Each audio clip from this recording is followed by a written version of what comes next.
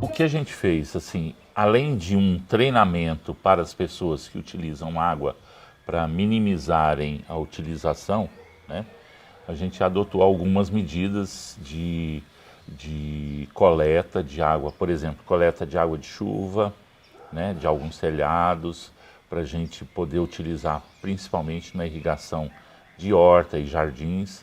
Então a gente já tem bem isso. Nós temos ainda a coleta de água de torneiras, de chuveiro e pias que vão ser utilizadas também para irrigação, não de horta, mas de irrigação de jardim, por exemplo. E o que a gente acaba, nesse espaço de tempo que a gente foi trabalhando com tudo isso, nós fomos desenvolvendo alguma coisa que pudesse também corrigir com curvas de nível, corrigir o curso da água e coletando a água de chuva nas cisternas que estão espalhadas pelo sítio. Então, com isso, a gente acaba recolhendo água e minimizando o impacto que essa água provocaria lá na rua de baixo, onde normalmente acontece enchente nas grandes chuvas.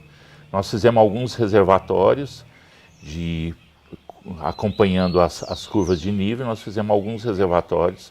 Hoje a gente tem 4 reservatórios de coleta e cada um deles acaba recolhendo aí por volta de uns 30 metros cúbicos de água. Então, basicamente é isso que a gente fez, né? Para poder diminuir esse impacto da grande utilização de água. Então, e na gastronomia, qual a nossa preocupação? Nos eventos, o gasto excessivo de água, né, para a lavagem dos utensílios. Então, nós temos hoje, né, todo um fluxo dentro da nossa cozinha, onde nós fazemos extremamente consciente essa lavagem. E para os clientes, o que nós fazemos? Nós colocamos um quadro falando para ele sobre o desperdício da água e que ele vai usar durante o evento um copo, onde ele assina o nome dele no copo, e esse copo ele vai utilizar durante o dia todo, enquanto ele estiver no evento. Com isso, eu vou ganhar um absurdo de lavagem de copos, porque antigamente as pessoas tomavam um suco, tomavam uma água e largavam, e era uma média de 8, 10 copos por pessoa, por cliente, né? E hoje, tanto na distribuição na hora do almoço, nós já fazemos dosagem por jarras. Então, a primeira rodada existe uma dosagem, né, um copo dosado, mas a partir daí é tudo com jarras. Então, você minimiza a utilização de água para tanto na lavagem do cliente como na parte da cozinha, né? É uma outra ação em relação à água, né? Uma outra coisa que é importante aí da água, que hoje a gente tem praticamente toda a cobertura de solo, tirando as construções, o resto do terreno está totalmente ocupado por vegetação ou por pisos permeáveis. Então, a ocupação da vegetação evita a corredeira de água para essa água ir embora daqui. Ela com certeza ela vai ficar por aqui, vai infiltrar e vai para o lençol depois, né? Então isso é mais uma colaboração para nós e para os nossos vizinhos que estão por aí, né? Então, solos permeáveis, toda a parte de calçamento eles são permeáveis e, além disso, a forração que segura e retém muita água dentro do espaço, né? E eu queria, Ricardo, só te falar em relação a essas cisternas, que eu acho uma sacada incrível, porque quando o Reinaldo pensou nelas, é porque vinha muita chuva e ela ia destruindo nossos jardins, né? E aí, com essas curvas de nível, ele foi estudando a água né? Ele foi estudando o percurso da água, a gente fala que foi um respeito, né, à água, e foi formando esses canais que levaram para essas cisternas. O que que acontece? Essa cisterna, ela enche de água na chuva, só que depois ela vai infiltrando muito devagar, né? Ela vai infiltrando muito devagar, então ela fica assim, meses regando, né? Todo o bosque por baixo, né? Dando água, dando alimento, né? Então ela, além dela não ser mais de destruir o nosso jardim, ela alimenta a nossa mata por muitos meses, né? Mais um detalhe que lembrei agora. Todos os nossos canteiros da horta, eles são cobertos com palha. Então eles são totalmente cobertos com palha, com capim seco ou palha. Isso, e as plantas são plantadas no meio desse capim. E aí, como esse capim fica ali em cima, ele não deixa ter incidência do sol diretamente no canteiro e o canteiro fica úmido por muito mais tempo. Então a gente diminui o número de regas nos canteiros da horta. Nós regamos muito pouco a nossa horta, muito pouco. Porque ela retém muita água pelo fato da água pelo fato do sol não bater diretamente na terra e ressecar a terra, e evaporar. Então os canteiros ficam úmidos por muito mais tempo. Nós adotamos algumas práticas. A gente tinha, quando nós mudamos para cá, era na era ainda da lâmpada incandescente. Então a gente tinha muita lâmpada incandescente. Aí nós optamos por lâmpadas fluorescentes, né? Que minimizavam um pouco, que ela clareava mais e economizava.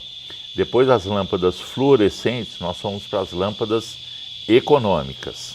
Então hoje nós temos assim, 80% das nossas lâmpadas hoje são econômicas. Incandescente, hoje nós não temos mais nenhuma lâmpada incandescente.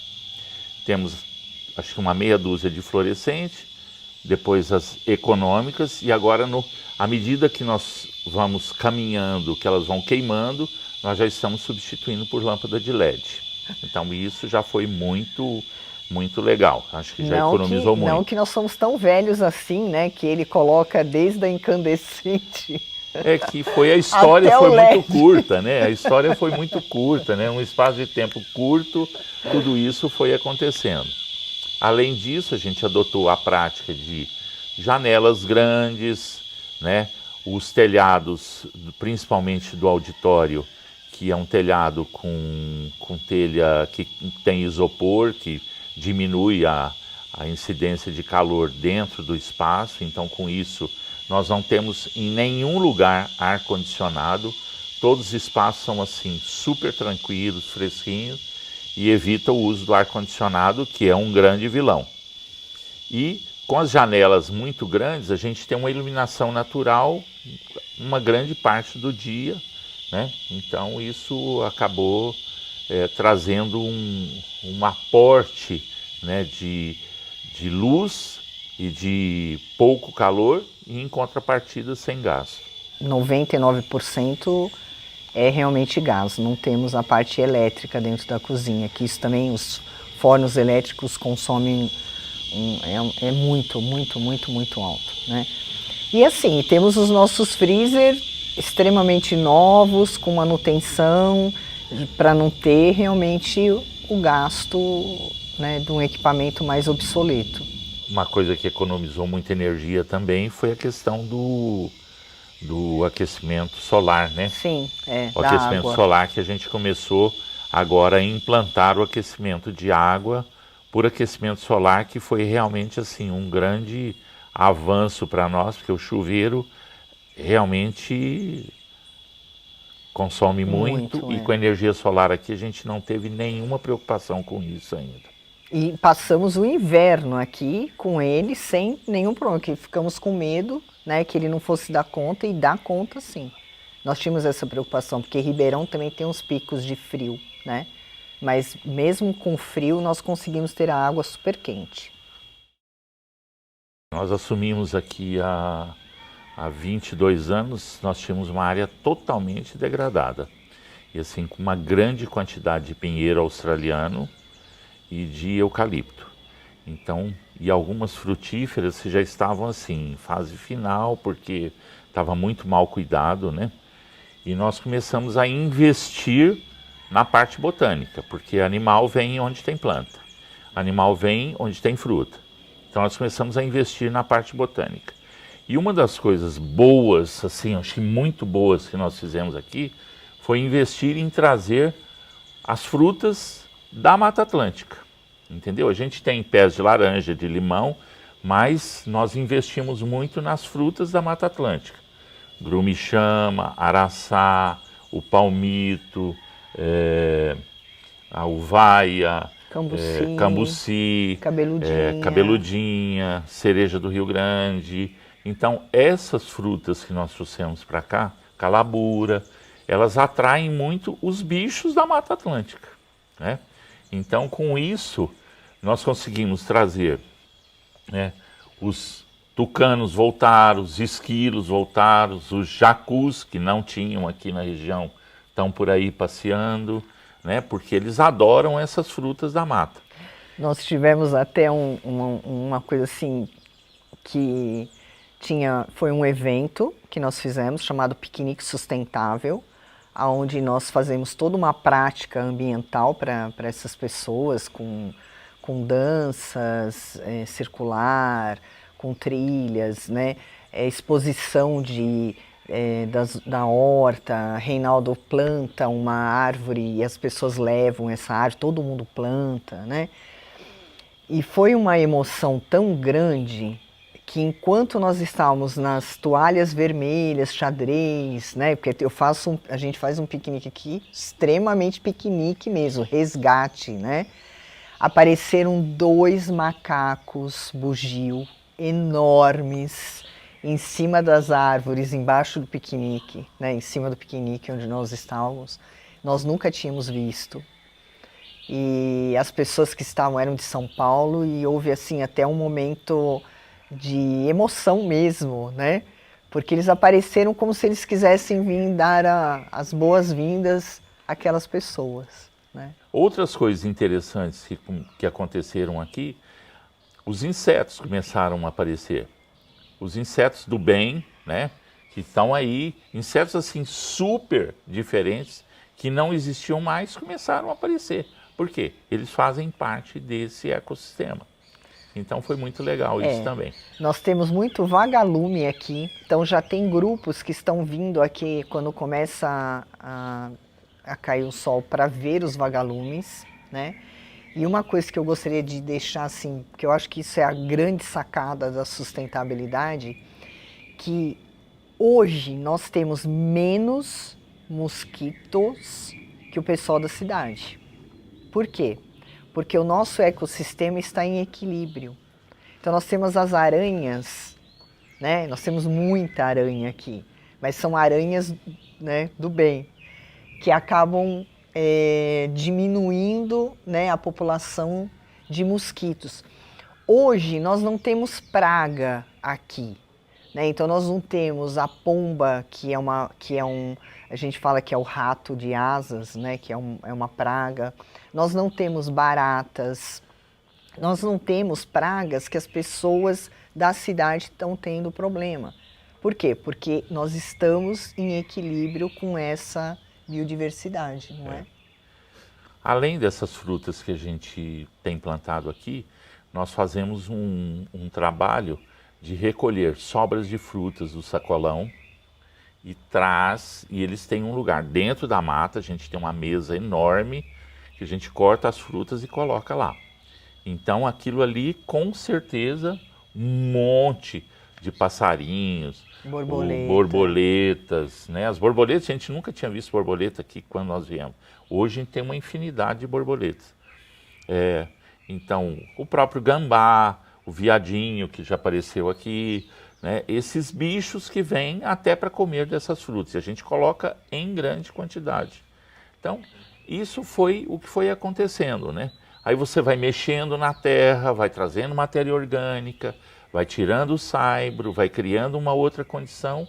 Aí também começa a aparecer a minhoca, começa a aparecer né? Então, Uma o gôngulo, diversidade de... né, o gôngulo também era um bichinho que a gente não tinha aqui. O gôngulo hoje ele é visto como muito mais eficaz do que a minhoca para formar humus. O gôngulo é o piolho de cobra, aquele que tem um monte de perninhas. Então, Só que ele come até papelão. Ele come essas folhas de palmeira que a gente não tem como fazer ela ter uma decomposição rápida, né? E ele é assim, ele é feroz para isso, né? Então a gente hoje nós temos o minhocário e o gongolário, né? e tudo isso a gente não fez assim da nossa cabeça. Nós fomos atrás, estudamos. O gongolário hoje tem trabalhos da Embrapa, que é uma empresa, né, empresa brasileira de pesquisa agropecuária, e eles se dedicam a isso. Então nós fomos atrás desses trabalhos da Embrapa e a gente tem hoje o gongolário e o minhocário, né? E a matéria orgânica que a gente faz circular, né? Que vai acontecendo aí para gerar os compostos que a gente precisa. Quando nós montamos aqui, nós colocamos um slogan dizendo espaço de expansão do conhecimento, né? Por quê? Porque nós entendíamos assim, que as pessoas que chegassem aqui, elas teriam que sair melhor do que elas chegaram, né? Ou que elas trariam para nós algo que nos deixasse melhor, né? Porque eu falo que nós estamos assim, o tempo todo aprendendo. E essas placas já foi assim um primeiro momento onde nós entendíamos que as pessoas tinham que saber o que eram aquelas árvores que elas estavam passando, né? Nós temos duas placas aqui na subida que eu gosto muito delas, né? Uma é sobre uma tamareira, né? Reinaldo passava na Avenida do Estado e ele via no meio lá da Avenida do Estado, na frente de um bar, uma tamareira assim toda soltando brotos e sofrendo aquela poluição toda da Avenida do Estado. Aí um dia ele parou e pediu para o dono do bar: o senhor deixa eu tirar uma muda dela, né? E aí ele trouxe. E aí nós plantamos ela aqui, que ela já está com mais ou menos uns 10 anos. E aí nós escrevemos sobre a tamareira, porque a tamareira ela é o grande exemplo para a humanidade que nós não estamos plantando ela para nós, e sim para a humanidade. Porque ela demora de 80 a 100 anos para dar a primeira fruta. Então, 10 anos plantado, mais uns 70, nós com certeza não vamos comer dessa tâmara, né? Então, é um provérbio árabe que diz: quem planta tâmara não come tâmara, né? Então, está plantando para alguém, né? Então, é uma forma de dizer assim para as pessoas, vamos fazer, né, para as novas gerações, porque se nós não cuidarmos disso, as novas gerações não terão, né? E a outra placa que eu gosto muito é sobre os líquens. Quando nós chegamos no sítio, a maioria dos nossos vizinhos pintavam as árvores de branco com cal, né? Porque era para não dar esse fungo que eles acreditavam que era uma doença que davam na árvore. Isso são bioindicadores maravilhosos que te diz qual é a qualidade do ar que você está. Então, essa placa é uma placa que está bem no caminho, onde as pessoas vão parar, elas vão ler e elas vão entender que quando elas entrarem num espaço onde tiver o líquen todo vermelho, é um espaço 100% sem poluição, né? E aí nós fomos criando essas placas, né, para que as pessoas entendessem o que é uma serrapilheira, por que uma folha está toda cortada, parece que ela está estragada. Não, ela não está estragada, ela foi comida por um bichinho, como é isso, né? A história do xaxim, nós temos um xaxim aqui que com certeza ele tem mais de 100 anos, então escrevemos sobre ele. Então, durante o percurso todo da trilha, ele vai entender algumas coisas, né? Então as placas nós fizemos para isso, né? Para que as pessoas, ao fazerem uma simples visita, ela já saia daqui com alguma informação, né? Em relação ao meio ambiente mesmo, né? As placas elas acabaram sendo um grande facilitador, Porque às vezes a gente sai para uma caminhada, sai para um passeio e você não lembra, ou a pessoa às vezes não desperta o interesse em perguntar alguma coisa assim, e a gente não, para não ficar falando. Então nós vamos colocando as placas, as pessoas vão passando e vão olhando, e algumas outras coisas, isso aqui, como chama? Isso aqui, para que serve, né? Isso aqui, como você plantou? Essa árvore tem quanto de idade? Então nós fomos desenvolvendo essas placas. Hoje a gente tem uma quantidade grande de árvores já identificadas, né? Então você vai ver peroba, vai ver matas, coisas, né? Pau-brasil, pau-brasil, pau-jacaré, pau-jacaré. é lindo. Então, ele tem uma casca maravilhosa, você fala, nossa, é um jacaré. As pessoas se impressionam com ela, né? Aí quando olham lá, sabão de soldado. O que é sabão de soldado? Porque o soldado, quando está na mata, ele usa porque ela tem saponina, então ela dá aquela sensação de um sabão, a semente dele. Então, quer dizer, você vai contando história, né? Eu falo que nós acabamos virando contador de história quando você começa a entrar na trilha. Porque tudo tem um... Nossa, isso aqui é o quê? É um pau-jacaré? Olha, ele parece um jacaré, né? Olha, um pau-brasil, né? Quantas crianças nunca mais viu um pau-brasil, né? Então, tudo isso nós temos, né? E o palmito, que é a nossa, assim, a gente tem uma quantidade imensa de palmito e as pessoas precisam saber o que é um palmito jussara que está em extinção, e que a gente está desenvolvendo, está plantando. Todo evento nosso, nós damos uma muda para as pessoas levarem. Ou ela leva, ou ela diz, eu não posso levar porque eu moro em apartamento, e aí nós plantamos para ela. Então já é uma forma, né, de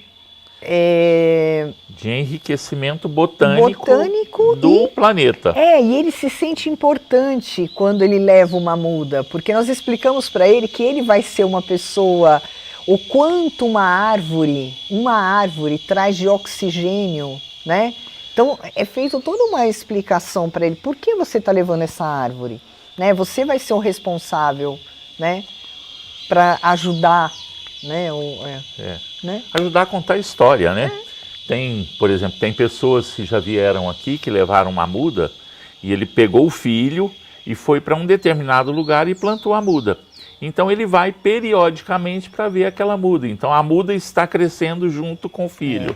Né? Nos casamentos, nós sempre fazemos os noivos plantarem uma árvore aqui, para que depois ele possa vir ver a árvore, né? E fora os cursos que Reinaldo faz aqui, né? Mesmo no piquenique sustentável, houve um momento dentro do piquenique sustentável que todo mundo plantou uma árvorezinha num vasinho e levou embora. Acho uma coisa importante que nós fizemos aqui nesses 22 anos, quando nós assumimos esse espaço, que era um espaço grande, nós começamos a comprar algumas espécies, e isso ia demandar, eu acho que isso até é bom para as outras pessoas tomarem conhecimento, porque é o que se tem que fazer em espaços grandes, né? Então a gente ia demandar um custo muito alto, né, para reflorestar tudo isso, para trazer essa grande quantidade de árvores. Então o que nós começamos a fazer? Nós começamos a plantar árvores. Então plantava lá uma sementinha de pitanga, plantava uma sementinha de araçá, e aquilo foi tomando uma proporção, e como nós começamos a ter uma produção muito grande de árvores, o que nós definimos? Olha, vamos fazer um propósito de vida. Nós vamos plantar as árvores para o espaço e nós vamos doar, vamos estabelecer aí num espaço de tempo de 30 anos, nós vamos doar 50 mil árvores. E aí começamos a fazer o plantio foi muito bem, e aí nós começamos a distribuir essas árvores para vizinhos, para as comunidades, para as prefeituras, polícia ambiental, polícia rodoviária. As estradas. Né, para as escolas, para as estradas. E no ano de 2015 nós completamos essas 50 mil mudas doadas 30 anos. Que estão aí espalhadas pelo mundo afora. Então, nós já cumprimos a nossa meta. Além do que a gente já plantou aqui dentro, nós reflorestamos isso aqui. E além disso, nós distribuímos essas 50 mil mudas, que eu acho que isso é uma coisa e tem pessoas que nos ligam para falar, olha, sabe aquela muda, tá nos... Então eu acho que o impacto foi muito bom, né? Nós sentimos assim que as pessoas não plantaram simplesmente por plantar, né? Houve uma consciência ecológica, né? Que ela tem que fazer a diferença, que cada um de nós temos que fazer a diferença. Então eu acho que o grande educação ambiental que eu acho que nós conseguimos, né? Eu acho que foi a consciência, né, dessas pessoas que... Então nós fizemos várias ações. Então, por exemplo, a gente ia para um posto da polícia rodoviária com um monte de mudas num carro, num caminhão, e lá o guarda ia parando as pessoas, que as pessoas normalmente estavam indo para alguma chácara, e a gente oferecia, que esse é o grande trunfo. Eu, particularmente, sou contra aquilo. Não, você tem que levar a muda. Não, não tem que levar, não. Você quer levar a muda? Então tinha pessoas que levavam uma, tinha pessoas que levavam duas, tinha pessoas que levavam 50.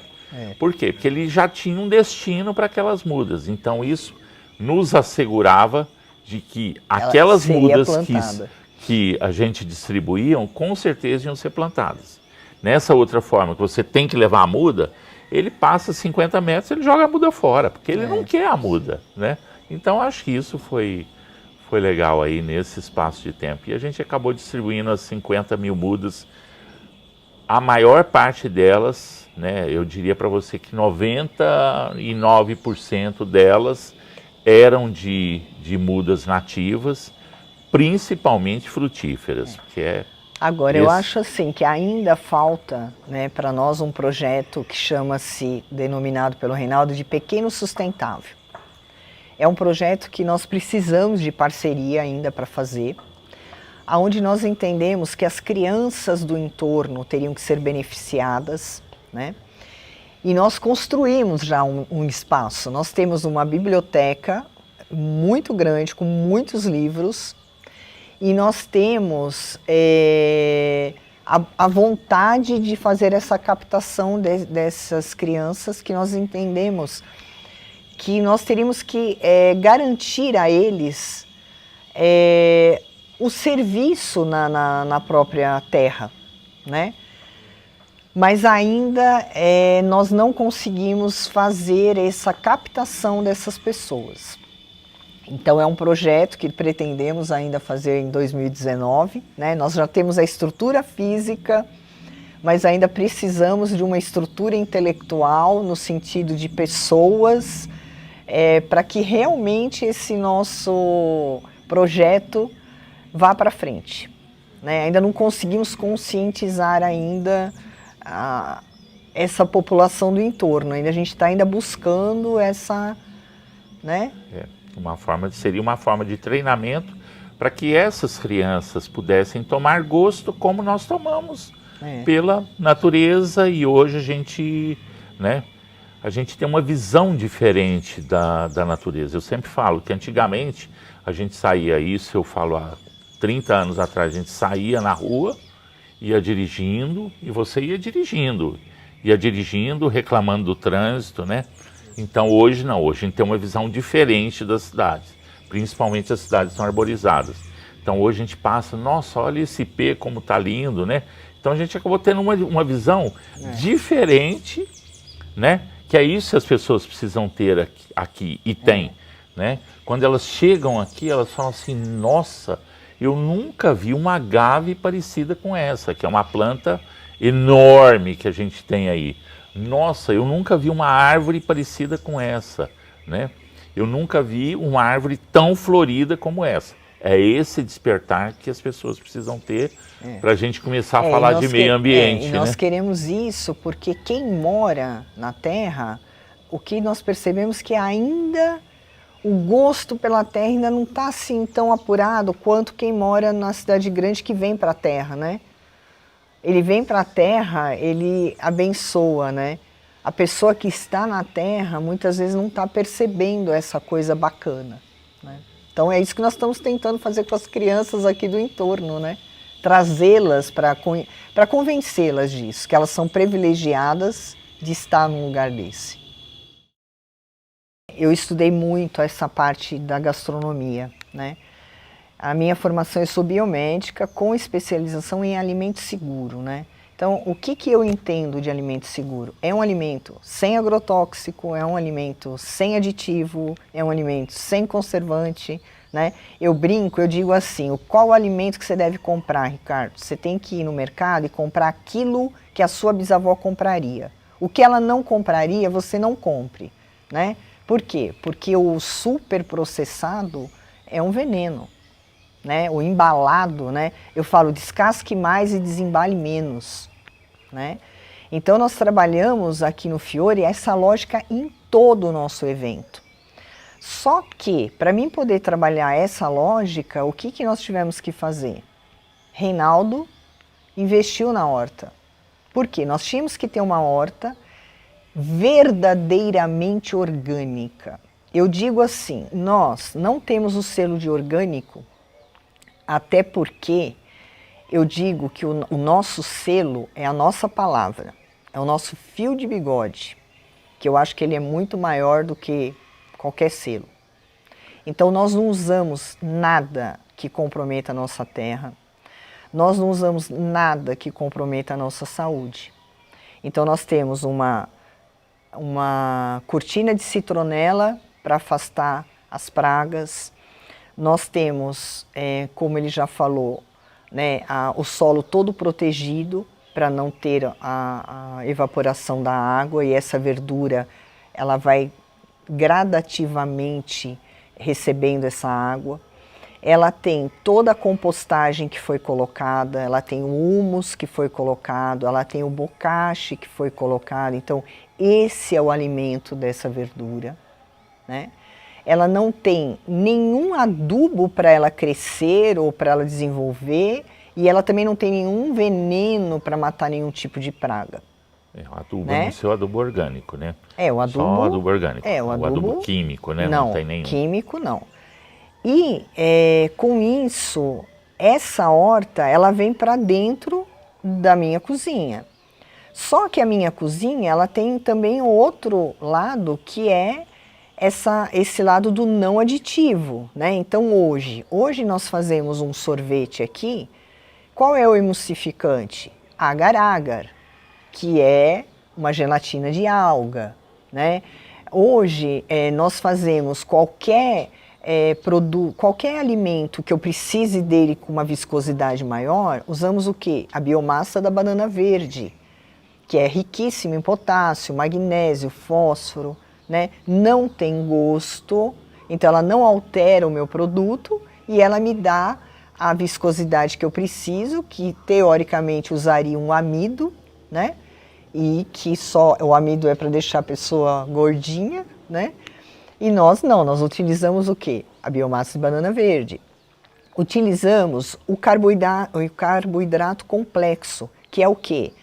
Os cereais integrais. Então, aveia, né, bolachinha de aveia, que também é feita aqui, né? As nossas geleias não tem pectina, é a própria fruta, né? Ah, mas você usa o que de açúcar? Ah, eu uso o açúcar cristal, que é um açúcar menos processado, né? Então, eu também trabalhei muito com fraudes de alimentos, né? Então, nós não utilizamos nada de saquinho. Chá tem que ser chá fresco. Então, na nossa horta, nós temos os nossos chás. Por quê? Porque se você comprar um chá de saquinho, dependendo do fornecedor, pode não ser bem aquilo que você está comprando, né? Então, é essa lógica que nós trabalhamos. Vamos fazer uma banana caramelada? A casca da banana, eu vou fazer um pão. Por falar em pão, todos os nossos pães são feitos aqui e nenhum deles utilizamos o antimofo, que isso é hoje praxe. Por quê? Porque todo alimento tem a vida de prateleira. Então, se está lá no mercado, ele tem que ter, eles vão começar a usar esses aditivos, esses conservantes. E aqui nós não utilizamos, né? E uma das hortaliças que nós estamos também trazendo com resgate, né, que eu gosto muito de usar a palavra resgate, porque os nossos avós, os nossos bisavós, eles realmente comiam, né, de uma forma muito mais saudável, são as punks, que são as plantas alimentícias não convencionais. O que são elas? São plantas que nascem espontaneamente nas casas e que são riquíssimas, né? Nós temos aqui uma plantação muito grande de Ora pronobis. Ora pronobis é uma erva que é utilizada muito em Minas Gerais, ela é riquíssima em proteína e nós utilizamos ela assim nos pratos aqui, nas comidas mineiras e até para os vegetarianos quando vem, que ele já não come proteína, então nós utilizamos Ora pronobis. Temos o peixinho, temos capuchinha, que é uma flor linda, então todas as saladas nossas nós colocamos as flores nas saladas. Flores comestíveis. Né? Que são as flores comestíveis e fica lindo, né? Trabalhamos na lógica dos 5 sentidos, então na nossa salada eu sempre vou colocar sementes. Por quê? Porque você vai morder, você vai sentir a crocância, né? O barulho, né? E, ao mesmo tempo, você vai trabalhar toda a parte boa, né, das sementes, né, do carboidrato funcional, que vai ser degradado de uma forma mais lenta. Então, você não fica com fome o dia inteiro, né, você tem a sensação de saciedade. Mistura de cores nas saladas, né? Salada verde com a alface roxa, com a rúcula, que tem uma tonalidade diferente. Isso acaba... Texturas diferentes, cores diferentes, gosto diferente, cheiro diferente. E com a castanha misturada, você tem um ruído diferente ao mastigar. Então, você explora os 5 sentidos. Não é? E também nós compramos o que eu não tenho... Eu compro dos produtores regionais, porque aqui nós estamos num cinturão verde, né? Então nós conseguimos ter algumas outras coisas pelos nossos vizinhos, né? Que eu acho que isso também é bem bacana, uma prática né? sustentável, né? De não ter que ficar indo para grandes centros para comprar os alimentos. A questão do solo, a gente tem um solo aqui que ele é extremamente argiloso, né? Com saibro, bastante saibro, que é uma terra assim com uma liga muito grande, então ela é uma terra muito pobre. Então, quando nós resolvemos fazer tudo isso, nós começamos a coletar matéria orgânica.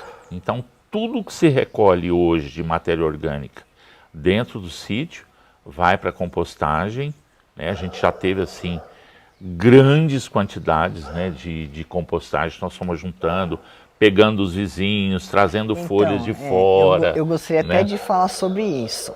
Nós tínhamos aqui, Ricardo, uma prática dos nossos vizinhos de limparem as chácaras e botar fogo. Nossa, isso assim era uma coisa que nos incomodava demais, até que um dia nós fizemos um pacto com eles. Nós vamos buscar o lixo deles e trazemos para cá. E transformamos isso em compostagem. Então nós acabamos com a queimada, porque isso é um crime ambiental, né? Paramos de brigar com os vizinhos, porque nós ficávamos muito chateados deles fazerem isso, né? E ganhamos eles como parceiros, porque agora eles ficam ligando, pedindo que a gente vá lá retirar o lixo, que para eles é lixo e para nós é luxo, né? A diferença, né?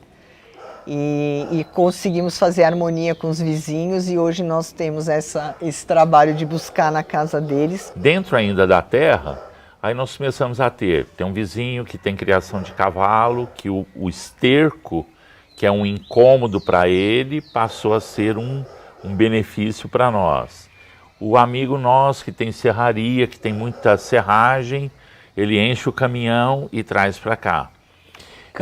Cama de cogumelo. Nós tínhamos aqui muitos produtores de cogumelo Paris. E o cogumelo Paris, ele é montado numa cama orgânica, em sacos, e tem uma quantidade grande de matéria orgânica, onde germina o cogumelo. Só que isso tem uma vida.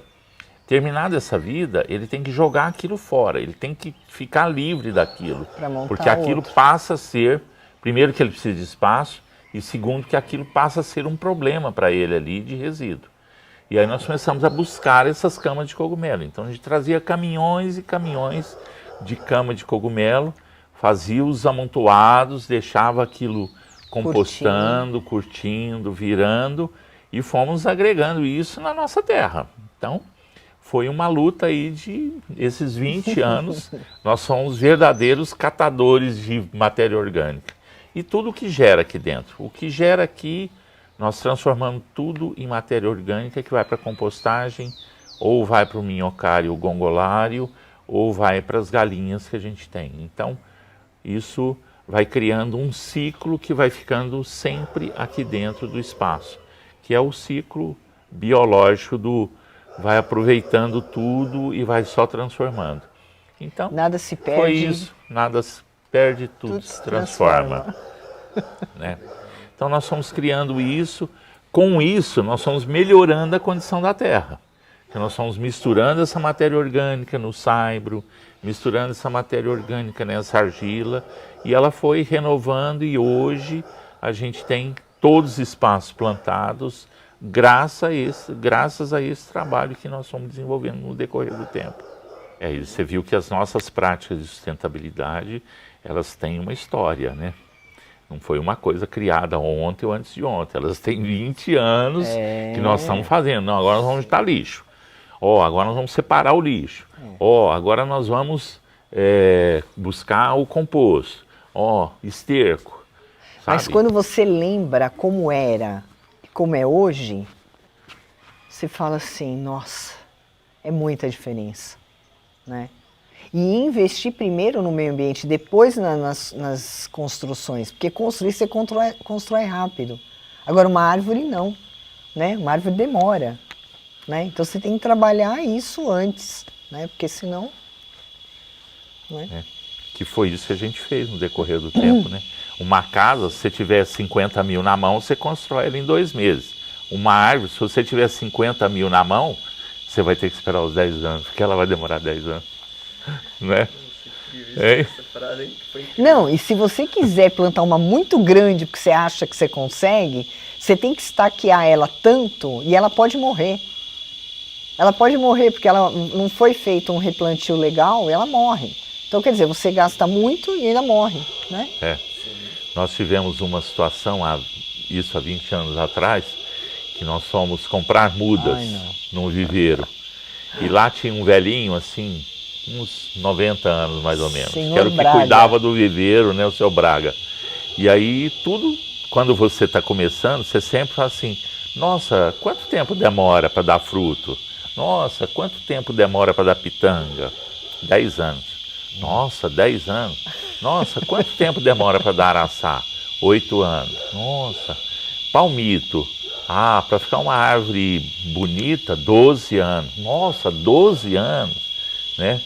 E aí aquilo acho que foi enchendo o velhinho, né? E a Zé falou assim, e jabuticaba, quanto tempo? Ele falou assim, se você não plantar, você não vai ter nunca. Né? Então isso serviu assim muito, né? Nossa, isso foi a nossa grande inspiração. Né? É a nossa grande inspiração, que é o seu que a gente Braga. fala. Nós distribuímos as mudinhas, olha, vocês vão deixar aqui mais 2 meses, depois vocês vão levar e vão plantar. Daqui a 10 anos, vocês vão ter isso aqui. Então hoje a gente tem as bromélias, que a gente coleta semente de bromélia para plantar. A bromélia imperial, ela dá a semente, a gente planta a semente, e ela demora da semente até uma planta adulta de 10 a 12 anos. Né? E a gente continua plantando.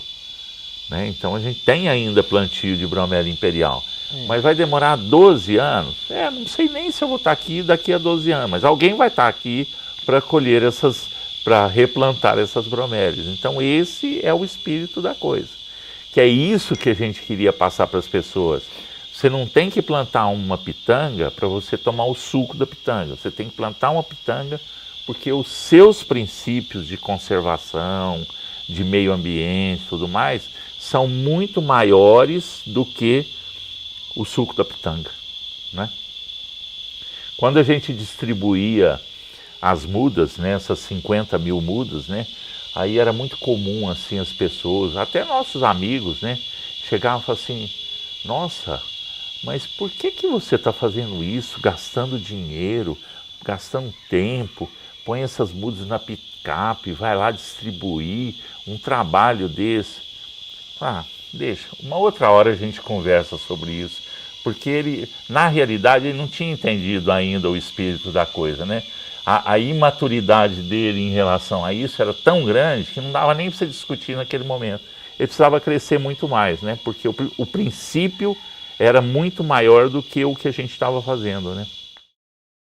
Eu acho que o lixo foi um grande avanço que nós tivemos aqui dentro. Porque a gente começou assim a trabalhar primeiro na educação das pessoas que estão aqui, para que elas pudessem saber o que é lixo orgânico, o que é resíduo orgânico, porque não, o que é resíduo orgânico, o que é resíduo reciclável e o que é não reciclável. Então, essa separação nos possibilitou melhorar a compostagem. Então, o resíduo orgânico ele vai praticamente todo ou para as galinhas ou para a compostagem. O resíduo reciclável, a gente tem um lugar onde nós destinamos esse lixo, fica armazenado e uma pessoa vem, recolhe, ou eu levo para essa pessoa periodicamente esse material. Então, com isso, a gente acabou fazendo com que esse movimento dos resíduos aqui dentro do sítio ficassem assim praticamente zero. Por quê? Hoje o único destino que a gente ainda não tem, porque a gente ainda considera como um lixo contaminado e que a gente vai ter que ter uma saída para ele, é o papel higiênico. O resto todo a gente já movimenta aqui dentro. Então o nosso resíduo para o serviço público de recolhimento de lixo hoje resulta numa sacolinha semanal de aí 4 ou 5 litros, 3 litros, que só o papel higiênico. O resto é todo movimentado dentro do sítio. Então, mas a gente ainda aguarda uma resposta de alguém que pesquisa isso, para saber o que a gente vai fazer com o papel higiênico. Que a gente até teve orientação de pessoas que a gente poderia colocar o papel higiênico na compostagem, mas a nossa formação não permite isso, porque ali tem coliforme em grande quantidade. Então essa compostagem que depois vai para a horta, a gente corre o risco de aumentar os coliformes na compostagem e depois levar coliforme para a horta. Então, por isso que a gente ainda resguardou a questão do lixo do papel higiênico fora. Hoje o nosso resíduo para o lixeiro é uma sacolinha por semana ou a cada 10 dias, só isso. O resto está todo rodando aqui dentro, né? E acho que falando de resíduos ainda, né, nós tivemos um trabalho muito grande de coleta de resíduos de outros lugares que nós trouxemos para cá. Você vai ter oportunidade de caminhar aí, você vai ver restos de calçadas, que nós fizemos, o calçamento de todas as trilhas foram feitos com restos de calçada. Quando teve o asfaltamento da pista aqui, todas as calçadas foram demolidas e nós fomos trazendo todos esses restos de calçado e fizemos as nossas trilhas. Tem algumas trilhas calçadas que nós utilizamos esse material. O asfalto, teve problema no asfalto, eles tiveram que tirar uma parte do asfalto, nós trouxemos para cá e fizemos. O estacionamento hoje é todo com resíduo de asfalto, né, que foi lá em cima. Eu falo que é um asfalto reciclado e permeável. Por quê? Porque as placas foram colocadas, então ele acaba sendo permeável, porque a água entra nas frestas, e é reciclado porque a gente conseguiu trazer isso para cá e montar. Só para você ter uma ideia, nós trouxemos para cá 8 carretas de asfalto que foi danificado aí na estrada e que ia ser jogado em algum aterro por aí.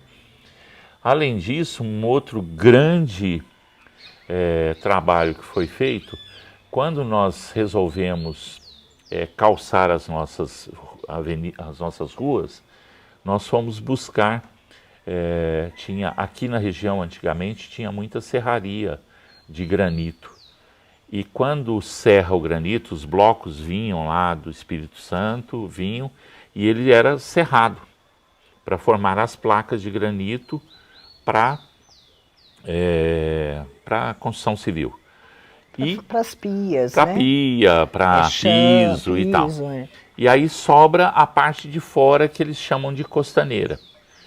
E eu fui numa serraria e tinha lá umas 3.000 placas de 3 metros por 1,5 metro dessa costaneira, que eles não sabiam o que fazer com essas placas. Então, eles jogavam no meio ambiente. Antigamente eles jogavam no meio ambiente, arrumavam um buraco lá e ia jogando essas placas. E a Secretaria do Meio Ambiente começou a bater firme em cima deles. Nisso, porque isso é um lixo que não pode, eles não podem fazer isso numa mata, né? E aí eles já não tinham mais o que fazer com elas. Né? Aí tinha lá umas 3.000 placas. Aí arrumei uma pessoa que tinha habilidade para quebrar essas pedras num formato que eu queria, de 40 por 90. Um calceteiro, né? Que faz os blocos de paralelo. De granito, né? E ele começou a cortar essas placas e nós trouxemos para cá e fizemos todas as nossas estradas hoje são com essas placas de granito. E todo o resíduo que quebrava, alguma que quebrava e tal, eles deixavam lá, carregavam um caminhão e o caminhão trazia para cá. E nós fizemos esse outro trabalho que a gente chama de mosaico, que foi colocar essas placas, né? Então é o que eu sempre falo, né? Nós temos hoje o privilégio de ter as nossas estradas de granito, né? Então as nossas estradas são de granito. Depois disso, outras pessoas acabaram se interessando e acabou virando um comércio, né? Porque a partir dessa ideia, eles começaram a comercializar essas placas. Então nós transformamos o resíduo dele, que era um resíduo terrível, num negócio. Então eles começaram a vender essas placas dessa forma. Quer dizer, foi uma ideia que transformou um lixo num negócio. Essas serrarias de granito aqui na região, elas acabaram. Por quê? Porque eles chegaram à conclusão de que era muito melhor serrar o granito lá no Espírito Santo e trazer só as placas, né? Ao invés de trazer o bloco e serrar aqui, era muito melhor serrar lá, porque o resíduo já ficava lá. Então, logisticamente, faz sentido isso. E essas fábricas praticamente sumiram daqui, hoje não tem. Como a gente ainda tinha algumas trilhas que precisavam de calçamento, nós começamos a ir nas marmorarias, porque aí todo mundo tem uma marmoraria perto de casa. E na caçamba da marmoraria tem os retalhos que eles jogam fora. E nós começamos a trazer os retalhos e fazer calçamento. Você acerta o terreno e vem assentando os retalhos de marmoraria, porque é um resíduo enorme que eles têm que jogar fora. Aí nós deparamos com o primeiro problema. Nós começamos a fazer e essa trilha escorregava. Porque a gente assentava aqueles pedacinhos, eles já estavam todos polidos, e ele ficava escorregadio. Aí o que a gente fez? Começamos a sentar de cabeça para baixo. Certo? Porque a parte polida ficava para baixo. Então hoje a gente tem um monte de trilhas que estão com esse resíduo de marmoraria. Que o cara da marmoraria, ele fica felicíssimo da vida quando ele pode, quando alguém vai lá para recolher esse resíduo. Por quê? Porque ele paga para jogar fora, né? Então a gente fez. Então tem algumas trilhas que são com resíduo de marmoraria. Além disso, nós tínhamos algumas trilhas num lugar um pouco acidentado que tem um declive muito grande. Então nós tínhamos feito já no passado os degraus amparados com troncos de eucalipto, né? Que a gente tirou aí da mata. Mas só que isso, com o decorrer do tempo, 3 anos, 4 anos, 5 anos, esses troncos vão apodrecendo e o degrau fica sem o amparo. Então vai danificando a escada, né? Que ela é feita na terra para descer para esse lugar da mina. Aí nós optamos por fazer esse tipo de trabalho com pneus, né? Então nós fomos buscar aí nas borracharias, que também eles não sabem o que fazer com aquilo. Até tem algumas aplicações já hoje, mas uma boa parte ainda sobra. E nós fomos buscando nas borracharias e fizemos degraus né, para essas trilhas, fizemos tudo com pneu. Então hoje nós temos, nessas 2 trilhas que nós fizemos, nós temos aí aproximadamente uns 400 pneus que formam como degrau. E isso vai ser assim eterno, porque ele não vai se decompor com menos de 200, 300 anos, né? Então, um lixo, e ficou muito legal. Ficou bem bonito. Um resíduo que era para eles um lixo, acabou tendo uma aplicação muito legal para nós. A gente conseguiu fazer as trilhas, ficaram bonitas, ficaram confortáveis para andar, né? E ficou legal. Primeiro que a gente acredita que a gente tem que melhorar o meio ambiente, de alguma forma. Segundo, que nós economizamos, a gente só tem a mão de obra.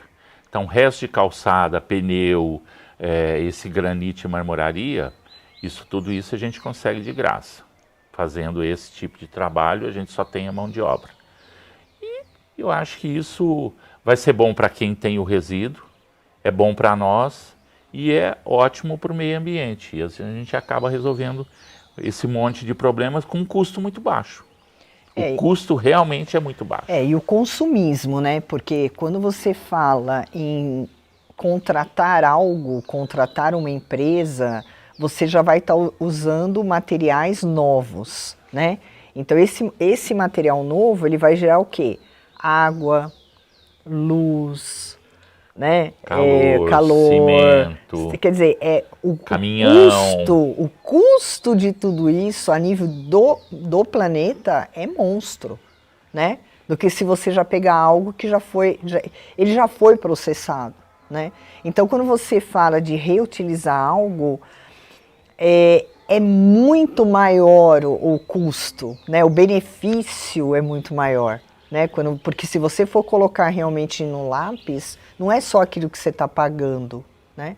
É todo um processo por trás disso. Né? Economicamente vale a pena. Economicamente vale a pena, porque você vai usar só mão de obra. Se estiver falando, né? É uma fala para um convencimento às pessoas, com certeza é uma economia para o seu bolso também, né? Porque quando a gente fala em sustentabilidade, a gente não pode esquecer da parte econômica, porque se você não tiver a parte econômica, você não consegue dar sequência ao teu negócio, né? E querendo ou não, né, o empreendimento rural, ele é um negócio. Então nós temos que torná-lo sustentável economicamente, né? E o grande movimento que eu acho hoje, né, do espaço ser sustentável, é que existe hoje uma consciência muito maior de um público, né? Existe uma consciência muito maior de uma empresa, aonde se ela é uma empresa com responsabilidade ambiental e social, ela vai buscar um fornecedor que pratica as ideias sustentáveis, as ações sustentáveis. Então, economicamente falando, para o empreendimento rural, é extremamente importante isso, porque ele vai ser, sim, notado no nicho de mercado como um fornecedor sustentável. Quando a gente coloca, né, explana sobre isso para as pessoas, o que a gente percebe é que elas se empolgam com isso. Porque hoje tem muita gente que está realmente vestindo a camisa da sustentabilidade. Né? Porque a gente sempre falar de sustentabilidade é muito fácil, fazer sustentabilidade é um pouquinho mais difícil. Mas quando ela vê que isso é uma prática legal, os nossos vizinhos, os turistas que vêm aqui, quando eles vêm, olham e falam assim, olha que coisa legal, olha que ideia legal. O pessoal da prefeitura, quando veio aqui e viu o asfalto, eles falam, olha que ideia legal, por que nós não tivemos essa ideia antes? Né? Porque quando você começa a trabalhar com isso, olha, eu tenho que ser sustentável, eu vou fazer aproveitamento, você vai ficando meio que viciado em fazer isso. Então, você sai pela rua, você já começa a ver as coisas de uma forma diferente. Você entendeu? Então, você vê uma caçamba cheia Ele não pode ver caçamba, ele para. Não é? Aí você acaba... Para saber o que tem dentro da caçamba. Que é uma forma também de fazer atividade física, né? Então, não, mas eu acho que isso é legal, você acaba despertando, você começa a ter uma visão diferente. E os turistas, quando vêm, eles acham, puxa, olha que legal, eles usaram alguma coisa reciclável, que isso é uma prática que a gente realmente valoriza, né? E uma coisa também que a gente toma muito cuidado, né, e quando você for andar você vai perceber, em algum momento houve uma mistura de reciclável, não é uma coisa bacana, né? É uma coisa meio... E não é, sabe? Nós procuramos integrar tudo isso na natureza e você... se ele não falasse para você que o nosso piso é de granito, você ia ver umas placas, mas você não... Por quê? Porque o rapaz cortou exatamente no mesmo tamanho, né? Mesmo o mosaico, né, que são pedaços, foi feito um trabalho muito cuidadoso. Então, dá para você fazer sustentabilidade e ficar bonito? Dá. Dá para você reciclar e ficar bonito? Dá. Né? Porque as pessoas têm muito a ideia assim, ah, não, reciclado é feio, né? Não. Dá para fazer muita coisa bonita, né? Com coisas recicláveis mesmo. Né? Você tem que usar a criatividade. Eu falo que a melhor coisa para estimular criatividade é igual músculo, todo mundo nasce com ele, certo? Agora você precisa estimular. A melhor coisa para estimular músculo é fazer atividade física. A melhor coisa para estimular a criatividade é pensar em usar pouco recurso. Você entendeu? Então, se você fala assim, eu vou destinar pouco recurso, aí você estimula a criatividade. Se você falar assim, eu vou usar muito recurso, aí você chama o caminhão da betoneira lá, vem, concreta tudo, é tudo fácil, rápido, né? Aí é isso que a gente não quer. É que se torna um hábito. Quando eu e Reinaldo, nós não somos da geração consciente, né? Aonde nós assim aprendemos que tínhamos que olhar a data de validade de um produto, sabe?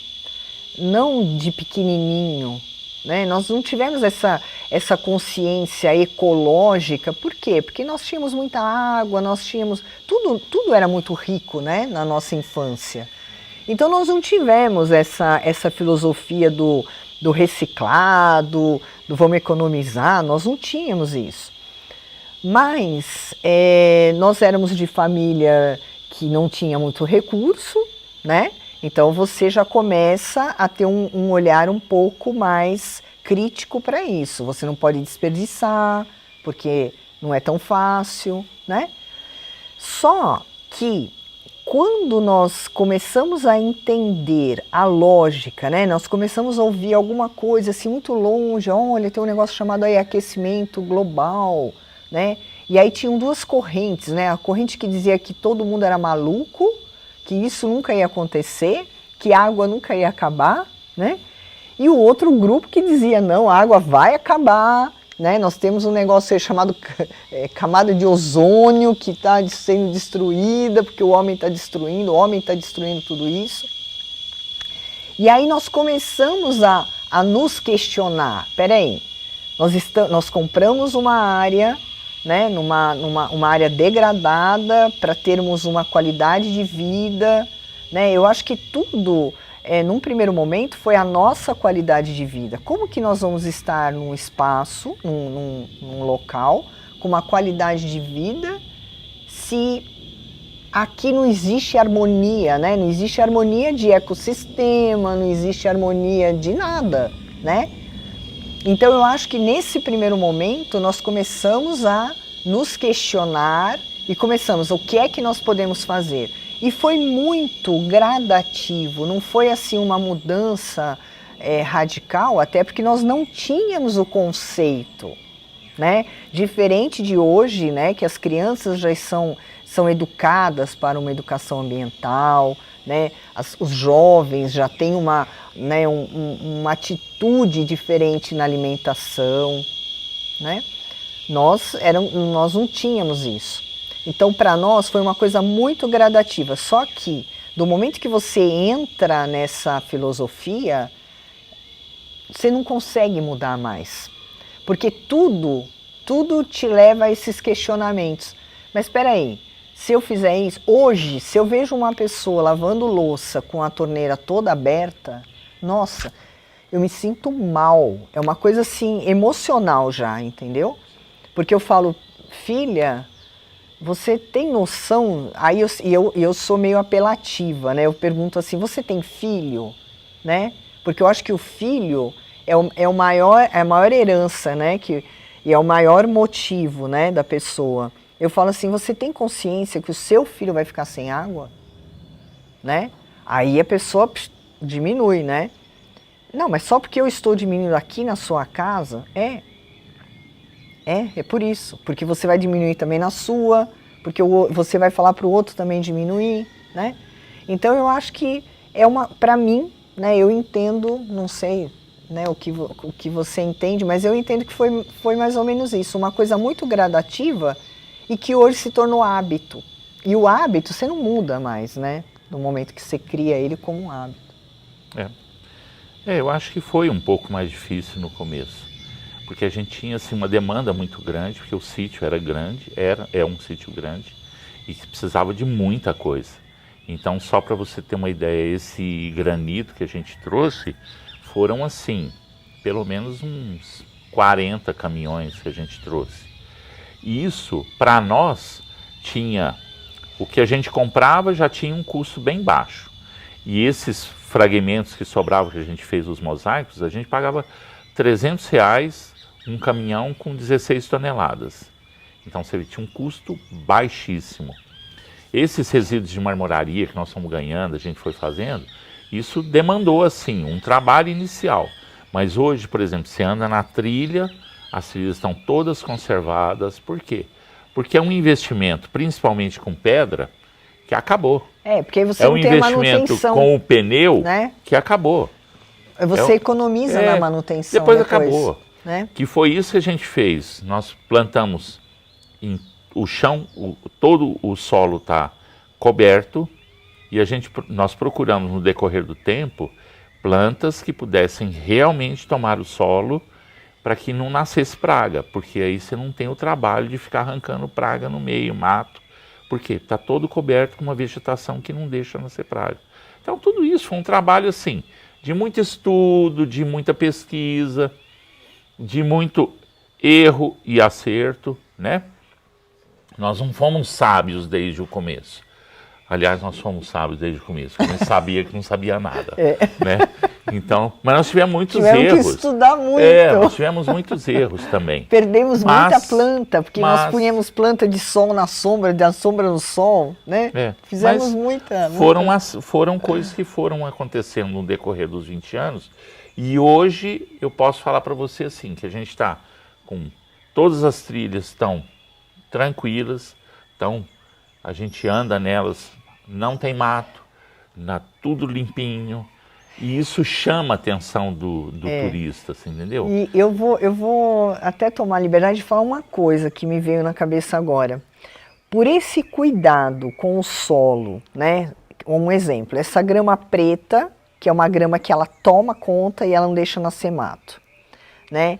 Essas calçadas que foram feitas tanto com o asfalto como com as pedras, toda essa vegetação que você foi criando em cima para não ter as pragas, as hortas com a palha, isso, para o empreendedor, o que nós vamos estar falando para ele? Economiza o quê? Mão de obra. Porque hoje nós temos sim uma mão de obra muito menor para um espaço de 40 mil metros do que uma pessoa, do que um empreendimento que não se preocupou em cuidar do solo, em ter esses resíduos para dar esses calçamentos, não é? Eu acho que a gente acaba hoje tendo muito, economicamente, é viável a economia de mão de obra, não é?